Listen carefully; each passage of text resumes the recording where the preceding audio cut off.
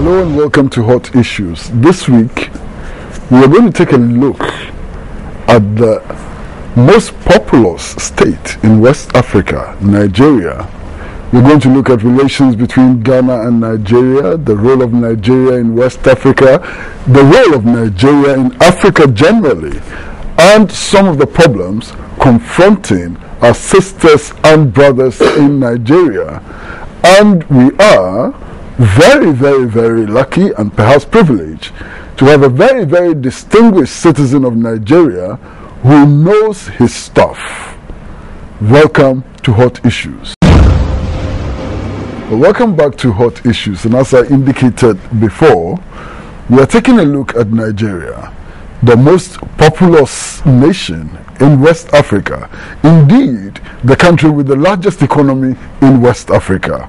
We're looking at its relations with Ghana, its role in West Africa, its role broadly within the African community, and we would also be looking at its problems and prospects. And we are indeed extremely privileged to have with us in the studio for this conversation His Excellency Sir Ademola Onafowoka, Knight of John Wesley, and the Nigerian High Commissioner to Ghana. Your Excellency, you're welcome. Thank you very much for having me. Yes, sir. What is the state of relations between Ghana and Nigeria? I would say very, very excellent. Since I've been here in the last 2 years, my president has visited 5 times. That is a solid indication of the kind of relationship we have. And also President Mahama has been to Nigeria more than 2 or 3 times. That speaks volume. Our relation is very excellent.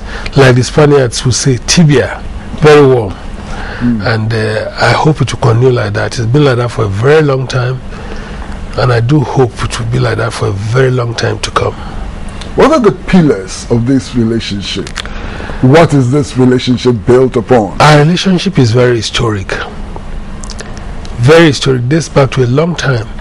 If you look carefully, we were in the West African Frontier Forces together. We had the same currency. We share a lot. Even under colonials, we had the same airline and so many things. And the Yorubas, for instance, celebrated just last year 200 years of Yorubas in Ghana. You have a lot of people from the north. The chief imam, Sharabutu, his parents were Nigerians.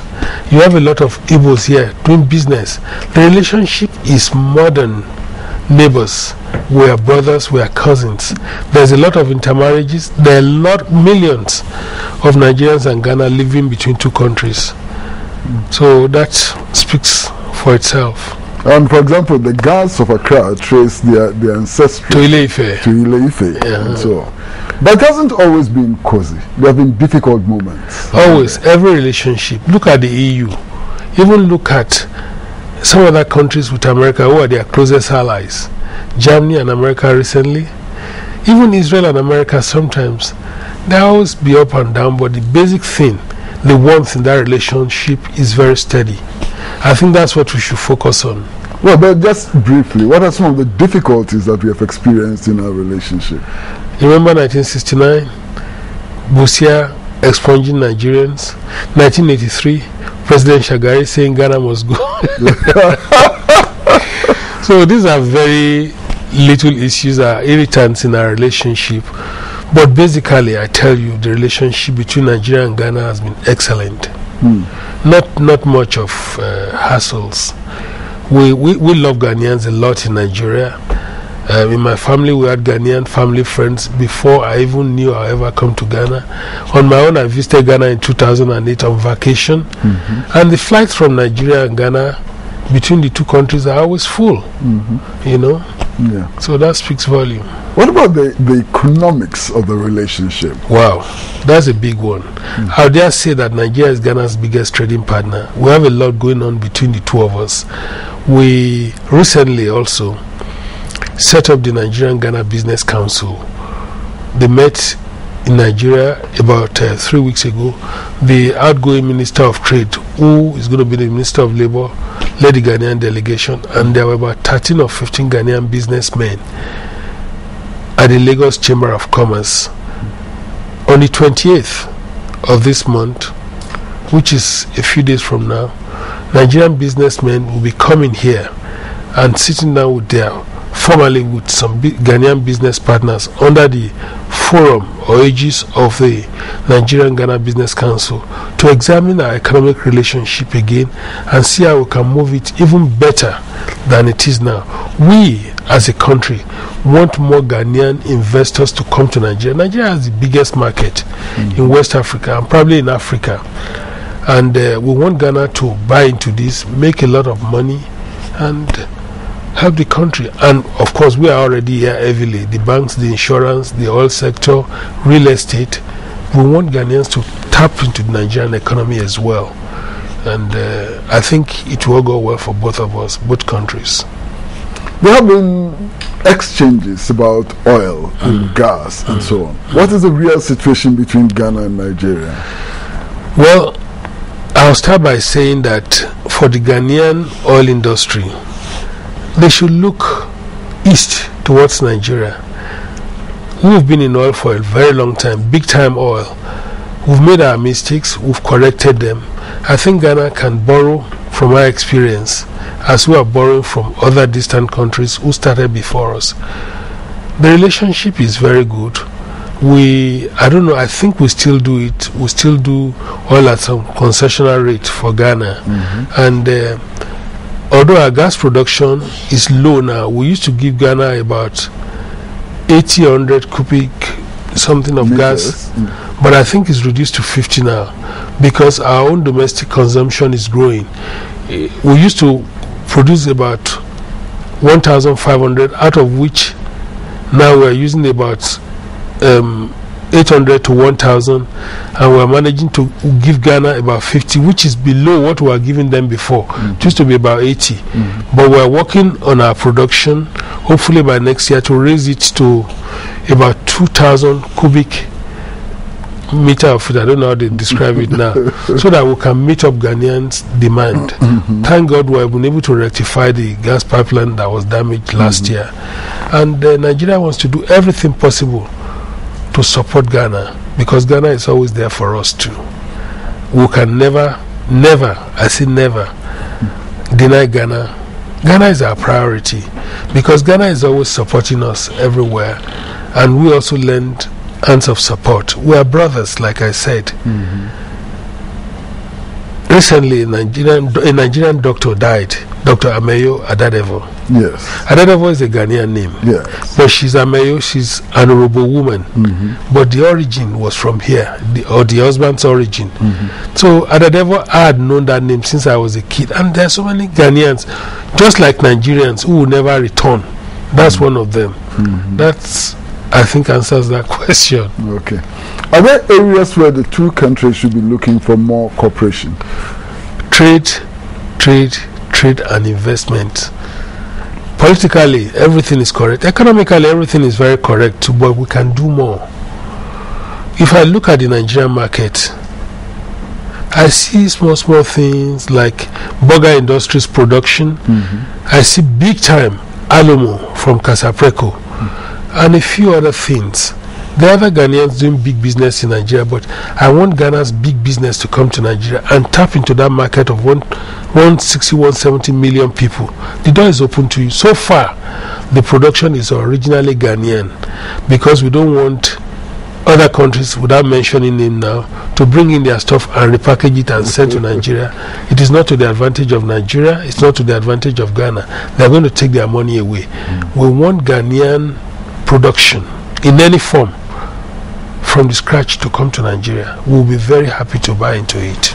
Your Excellency, what about cross-border crime? Well, that's a very significant issue. I had co-authored a book on transborder crime in West Africa with Professor Ogaba Oche, a first-class student of Ahmadu Bello University, who is the Director of Research at our Institute of International Affairs now. It's very bad. You know, our borders are very porous. In fact, it affects even the statistics of our trade, because we cannot have correct statistics. So many tertiary people walk across the borders. If you go to Cotonou or anywhere, you see a small gate with one man standing with umbrella. People are just walking. Maybe these people carry arms. They carry illegal things across West Africa. They smuggle people. Human trafficking. The other day, we had young Nigerian girls here, and sometimes these things are coordinated by Ghanaians too, and also Nigerians. And they send them abroad, or they use them for prostitution or other unreasonable things along the West Coast. Not only Nigeria, it transcends the whole subcontinent. The same thing with drug. Our waterfronts from Senegal to Nigeria, you can paddle in your canoe if you know how to do it, and carry anything. Nobody stops you until you find a small place to perch, and your agents are waiting for you. So we have to find a way within the ambience of ECOWAS to tighten up our security, to be more vigilant. We are lucky now. The whole West Africa is quiet. We don't have much bickering, wars and crises. We are very lucky for that, but we can still do more to control these things. Because when you have 1 million good people, 10 people who are bad can ruin the whole thing for us. Beyond just ordinary crime, what about broader security issues? Well, instability, for example, in West Africa? I think ECOWAS cooperation, especially having its nucleus between Nigeria and Ghana, I think West Africa is very, very quiet now compared to what it used to be. Because they know that if you start like they started in Mali, Nigeria is coming, Ghana is coming, and other West African countries will come. So I think ECOWAS has been able to put a kind of tab on that for now. I think West Africa is relatively peaceful, apart from the recent outbreak of Ebola, which everybody is fighting with international support to control. But in terms of major war and skirmishes, I think West Africa is very quiet. Before we come to Ebola, yes, there's the issue of Boko Haram in Nigeria, and its destabilizing effect in the whole of West Africa. Not the whole of West Africa. I think the effect is just in the northeastern corner of Nigeria. Our government is doing everything. We are going from military solutions to diplomatic solutions to empowerment solutions. The military is being well equipped to confront this canker worm. We are also doing everything possible to educate the younger ones, create opportunity for employment for them, and doing everything possible to kill the spirit of Boko Haram. It's evil. It has its sponsors, but the federal government of Nigeria is equal to the task, and I believe within a short time, by the grace of God, Boko Haram will subside and we'll have peace in that corner of northeastern Nigeria. But there have been skirmishes also in Cameroon. Boko Haram skirmishes in Cameroon. I would say no. The Boko Haram is not only in the northeast of Nigeria. You have vestiges of it in Chad, in the Cameroon and Niger. But I think the three countries I mentioned now are joining forces together to ward off these people. And I believe they will. It's not easy to fight insurgents. They have no base, they have no identity. They surface, they commit what they want to commit, and they run away. So it's not a regular army. Recently they declared a caliphate. Yes. Is that not a threat to Nigerian sovereignty? Anybody can declare anything. When you capture 2 or 3 towns, you raise your flag like ISIS and say you have captured. I think within a short time also this flag will be shut down and these people will be caged. They've also declared allegiance to ISIS. Oh, they are crazy. What do you expect them to say? They will say things to threaten people, to put fear in everybody. They're not going to go beyond where they are until they're all finished out. And I believe they're just lunatics who are trying to foment trouble to destabilize the sub-region. But I believe within a short time, they'll be well tamed. One of the problems they've created, Yes. which has received worldwide attention, is the case of the Chibok girl. Yes. What is the state now? Are we close to freeing the girls? Do we know where the girls are? What is the Nigerian government doing? The Nigerian government is doing everything with the support of the international community, because we don't want to endanger these girls. They've located them, but if you try to go with force, you are going to likely hurt some of those girls. And I think the government is looking for a solution, a quiet way out to get these girls back home. And by the grace of God, God willing, those girls will be back home sometimes. It's not easy to fight faceless people. It's not easy. But I believe very soon there will be a godly solution to it. What is the nature of the diplomatic effort? Our relationship on these issues with Cameroon to help us diplomatically to resolve it, with Niger and with Chad. We all met in Paris the other time as part of the diplomatic effort, and later in London, just to see a quiet way of easing the solution and making everything stabilize. Will your government ever negotiate with Boko Haram? We did negotiate with them, and if there's a chance, we'll negotiate with them. And I don't believe we're not still talking to their people that know them. I won't call them their sponsors, but people that know them. I believe we're talking to them at every opportunity, because force ultimately doesn't always solve problems. Why won't we negotiate with them if it will give us positive result? I think we will. At least there has been one meeting in Ghana with President Mahama as chair of ECOWAS presiding. Was that meeting useful? I think so. I think so. You know, you don't get immediate results with such things. People are always bending and, you know, but I think we'll get solution with talking. If you don't talk and negotiate, you not get result. And I know that President Mahama is very interested in helping us solve this problem. He's doing his best. We're talking to some of the forces behind holding of the Chibok girls, also finding a way that the military people and those people involved try to calm things down to get a solution. That's what I'm talking about here. What overall is the impact of this insurgency on Nigeria? It's there. It's people are worried, people are scared, but the major effect is in the northeast of Nigeria. Honestly, sometimes they strike in other places, but the real effect is in the northeastern corner of Nigeria. 2 days ago, there was a report that some Nigerian soldiers, about 80 of them, 480 of them, have actually defected. Is that true? That's not true.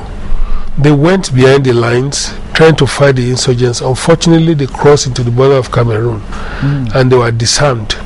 Because, you know, when you are moving like that, you don't really know where the linear is. And I think they crossed by mistake into the Cameroonian territory. And of course, they were armed and the arms were taken, but nothing was done to them negatively. So they are going to rejoin. They are going to come back to Nigeria, of course. We have cooperation and we have agreement between us, Chad and Niger and the Cameroon. But Western countries have also promised some significant assistance. Yes. What happened?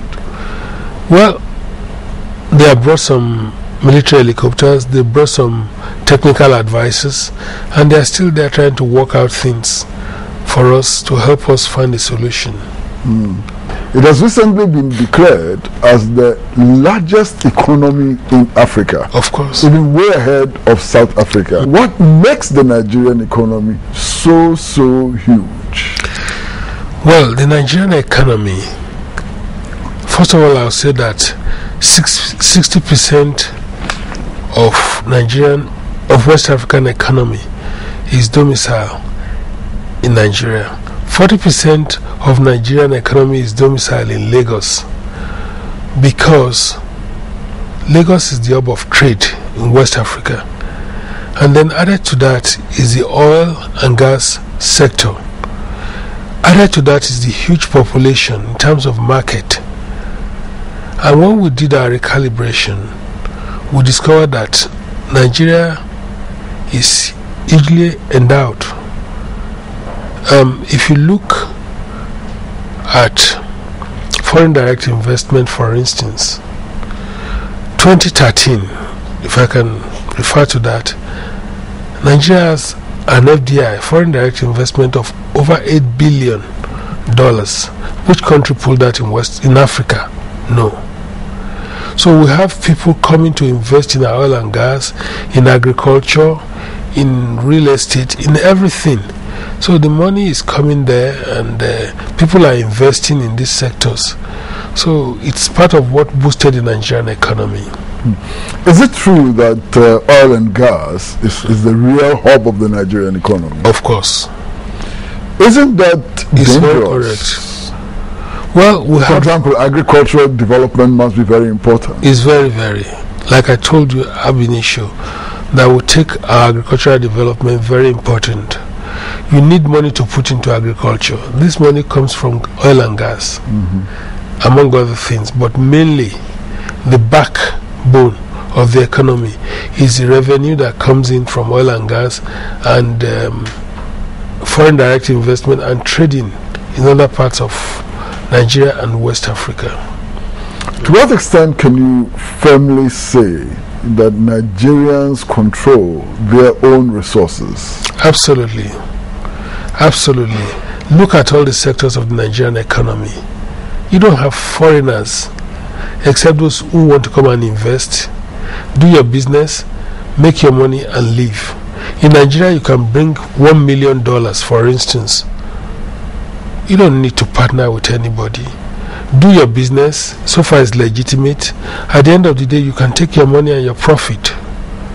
That's what has helped our economy. We open it up, and people are free to invest and put their money and then make their profit and go.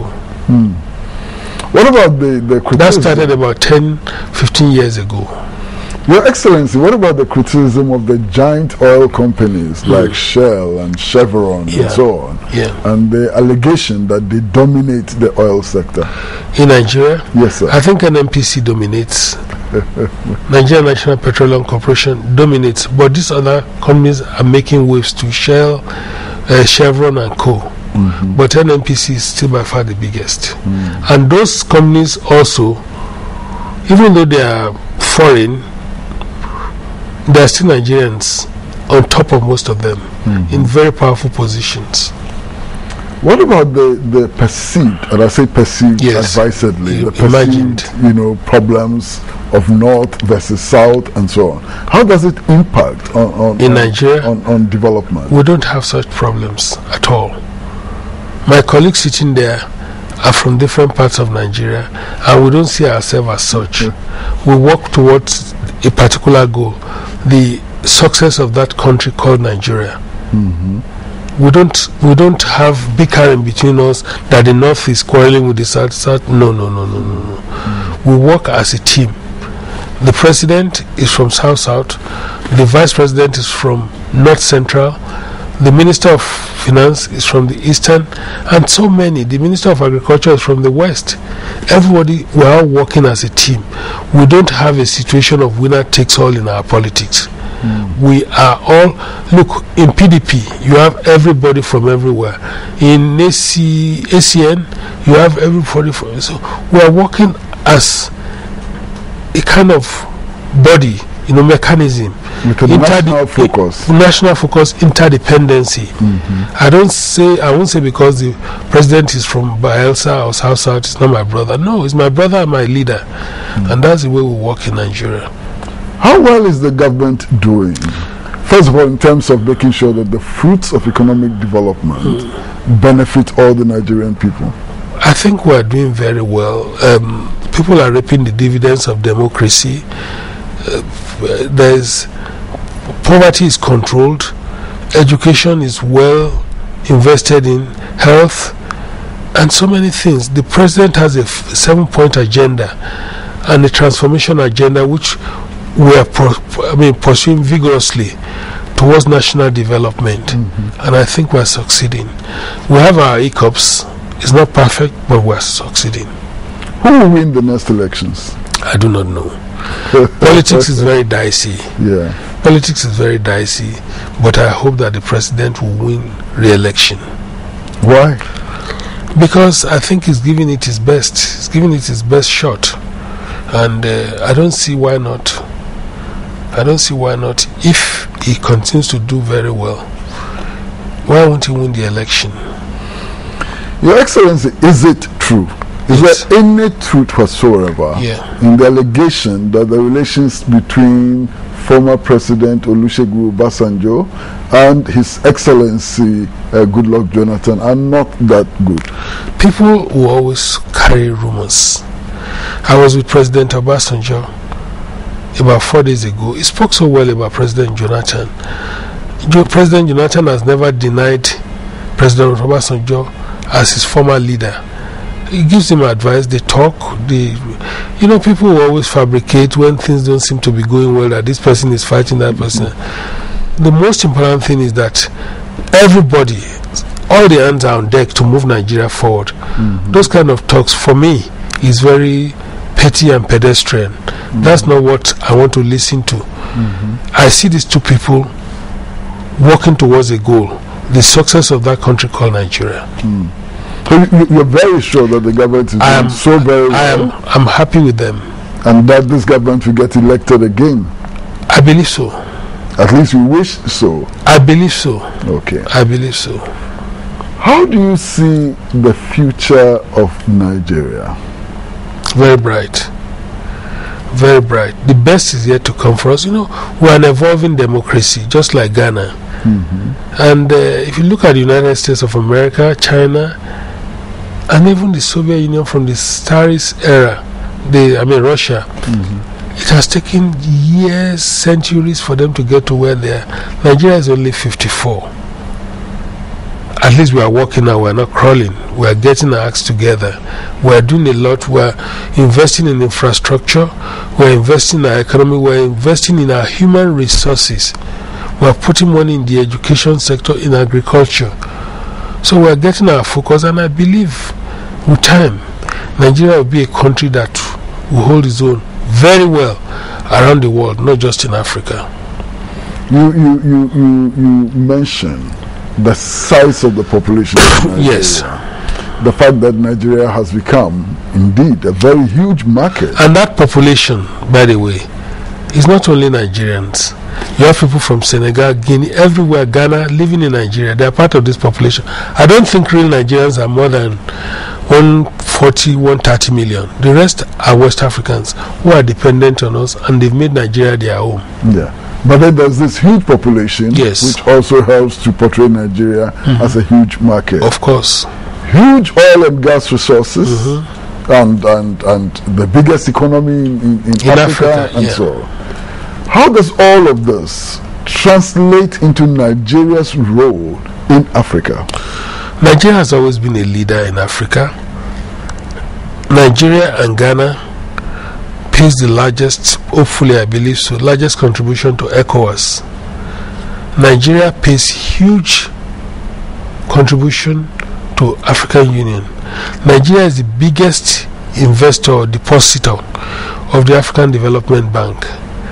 And recently, the Ebola outbreak, Nigeria gave Liberia, before we found Ebola in our own place, $500,000 and pledged another $3 million towards the fight of Ebola in the sub-region. We have these resources. It's being judiciously used for our people and for our people also around West African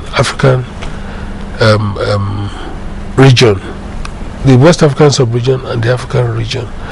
So I think the resources being harnessed and beautifully being utilized by the government of Nigeria. Recently, Nigeria appeared to have some discomfort with the economic partnership agreement with Europe. Yes. And yet West Africa has signed it. What does that say about the leadership of Nigeria? Our problem on EPA is not, I think it's born out of misunderstanding. What we are saying is what ECOWAS has invariably done. Look, Ghana goes and signs EPAs with Europe on its own. Ghana will be taken advantage of because the Ghanaian economy is not strong enough to confront Europe. Senegal will do the same. We'll do it one by one. They'll keep taking advantage of our brothers. That's why we said, look, let's go as a sub-region, like we did with ACP, African, Caribbean, and Pacific. Let's go as a sub-region and agree on certain things, for ECOWAS, so that we avoid dumping here and there and then finding its way to Nigeria or elsewhere. We should go as a body, and that is what they agreed at the last ECOWAS summit. Yeah, I think that is of concern for us, and I think it's been laid to rest for the betterment of the sub-region. Under President Yar'Adua, yes, Nigeria had a very strong position that no foreign troops should be allowed in West Africa. Yes. Now Nigeria is allowing the US to send soldiers, military advisors. Nigeria is taking assistance from Israel and so on. What has changed? Nothing has changed. What happened in Mali? We had foreign troops there. The French were there, a few other countries were there. We don't actually have foreign troops, boots on the ground in Nigeria. No. We have a few advisors who are friends, who have come to help us technically. Nobody is fighting for us. Nigeria is fighting. In fact, emphatically, we refuse foreign boots in Nigeria till tomorrow. But that does not mean we cannot have technical partners. And that's what we have. Or military partners. But no foreign troops on the Nigerian soil. What about Ghanaian troops if Ghana was to offer soldiers? We will accept. Why? They are not foreign. They are brothers in West Africa. If Ghana is invaded, we will come and help them out too. Anywhere in West Africa, we're all together with ourselves. We went to help the Malians. So if need be, the Malians can come and help us. It stays within the region. It stays within the family. Is this the reason why Nigeria went to Liberia and went to Sierra Leone and ECOMOG? We didn't go alone. ECOMOG is West Africa. Remember General Kwanu was the first commander of ECOMOG. He was a Ghanaian. And so many others. So we don't go alone. Usually we have our Ghanaian brothers with us because we have this common approach which is agreeable to both of us, and we carry the other West African countries along. There have been a series of foreign interventions in Africa. Precisely in Libya, for example, where the late President Gaddafi was overthrown and assassinated and so on. What role may Nigeria play within Africa in order to limit foreign intervention in African affairs? Nigeria is not what I'll call a regional power. We're a sub-regional power in West Africa. The Maghreb countries are taking care of what is happening in Libya. If you listen to the news yesterday, Sudan, Egypt, Tunisia are effectively trying to, in that sub-region, if we jump into it, it will be a wasted resources because I believe the Maghreb, there's the Maghreb Union, they can, just like ECOWAS, they can solve their own problem. And if need be, if they bring it to African Union, then Nigeria can be part of the debate. And if need be, they ask for countries to contribute soldiers, like we did in Darfur. We will do it. But we're not going to jump and say, hey, what is happening in Libya? Libya is a bit far from Nigeria. Maghreb countries can take care of that. Sir, how big is the threat of Ebola in Nigeria? I won't say big, I won't say medium, but I would say small, and it's well controlled.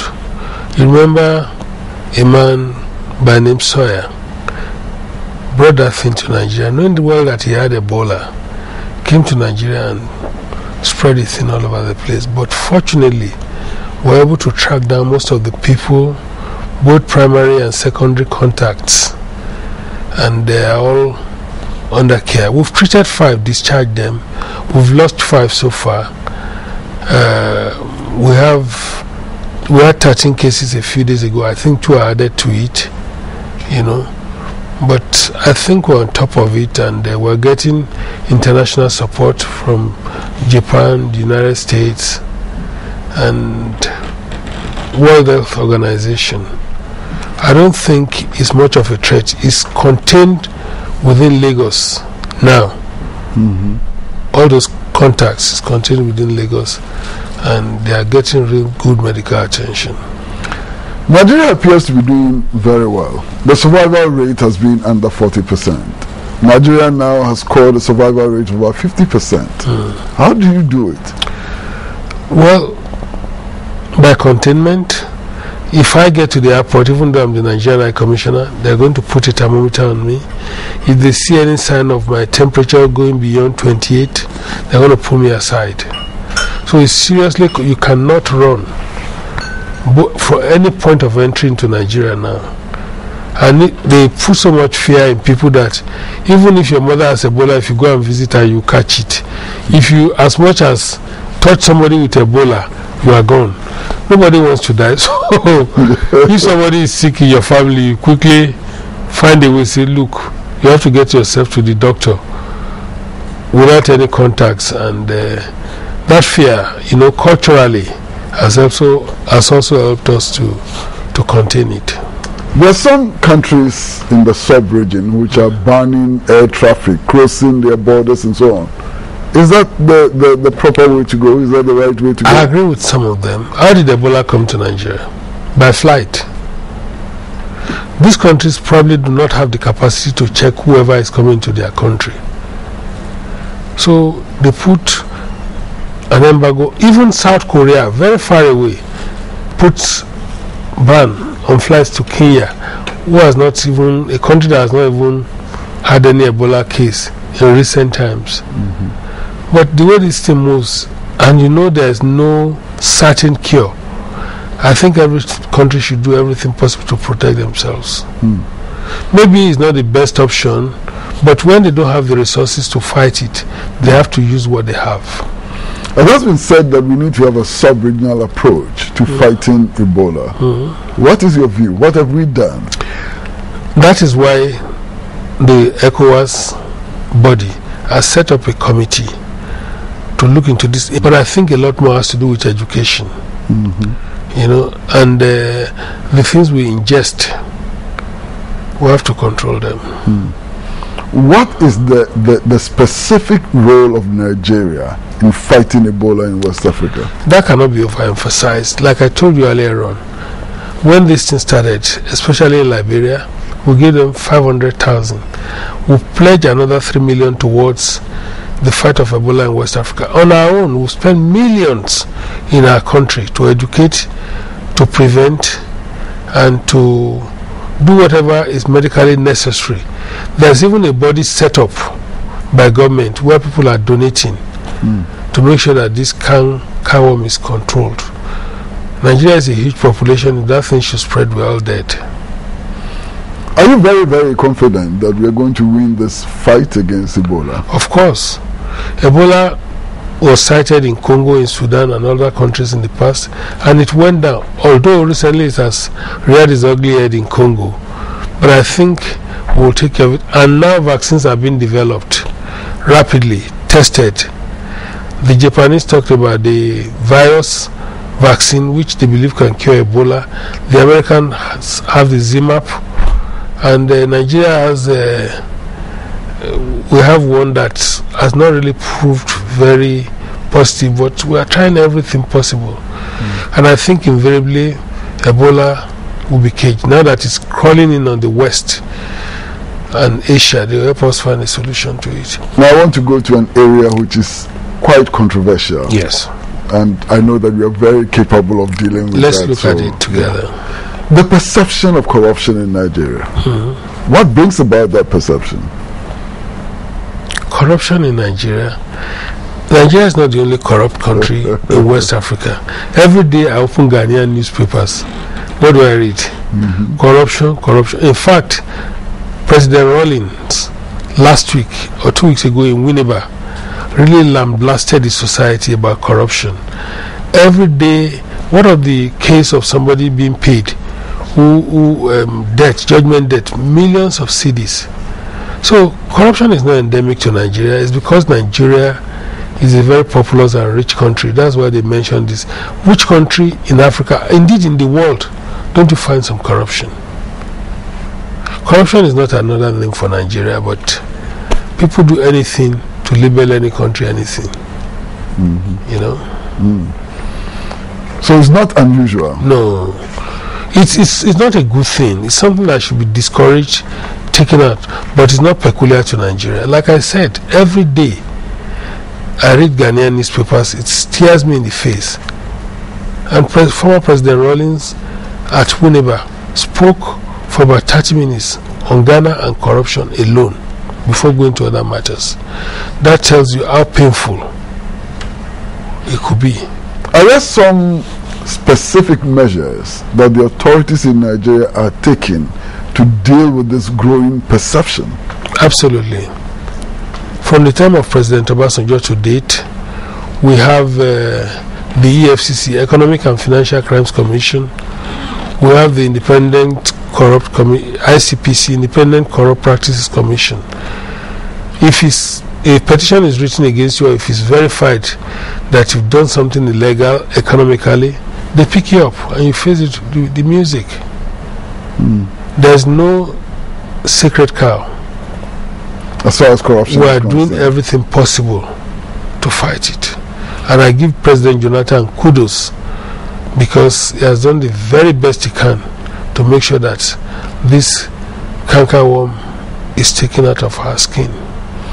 There have been again rumors, speculation, and whatever about the opulent lifestyles of the political elite in Nigeria.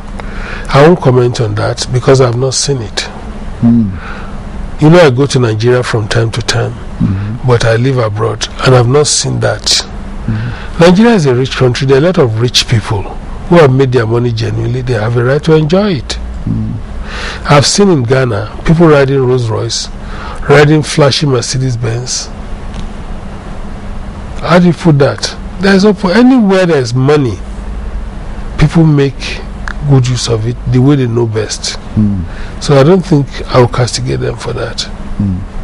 But you would agree that certainly there's the need to ensure equity in the distribution of the national wealth? I agree. And those people riding those big cars and living opulent life should have factories. They should employ labor. That's the only thing I can urge. They should spend They should create employment, yes, and to improve the life of people around them. Your Excellency, thank you. It's been a great pleasure. My pleasure. Having you in the studio. Thank you very much. Thank you very much, Your Excellency.